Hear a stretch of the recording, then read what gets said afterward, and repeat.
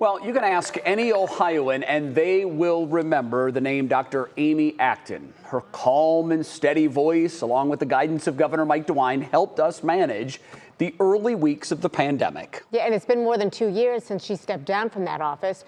Rarely has she discussed her time there publicly, at least until now. Yeah, that's right. She's opened up to our senior health correspondent, Monica Robbins, about what she went through and what she learned. Dr. Amy Acton will tell you she's an ordinary person who found herself part of an extraordinary history. Just before she arrived in Cleveland with Governor DeWine in February 2020, she found herself at the White House giving advice to the president. Would you please tell the president that this is the higher angels moment? This is the FDR, Winston Churchill time. She followed the government's pandemic playbook, expecting her government would too. I was able to get on the phone with the people who wrote the original playbook because we weren't getting that information from the government. Like everyone else, I just wanted the truth.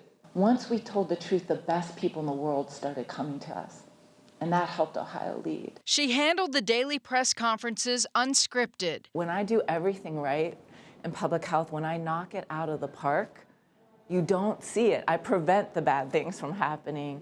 And it's the silent victories that we have in public health that are actually, where we get our complacency from. We forget that these infectious diseases aren't going away. Decisions she made weren't easy, and for some, she became the enemy instead of the virus. And not all heroes wear capes.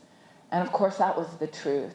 There was no one who didn't experience what I experienced, including the harassment and the violence. Stepping down was the hardest decision, but she wouldn't stay at the cost of her integrity. More than 2 years later, she sees the good. Well, the good news is we're moving that manufacturing back. This is a great time for the state of Ohio. Monica Robbins, 3 News.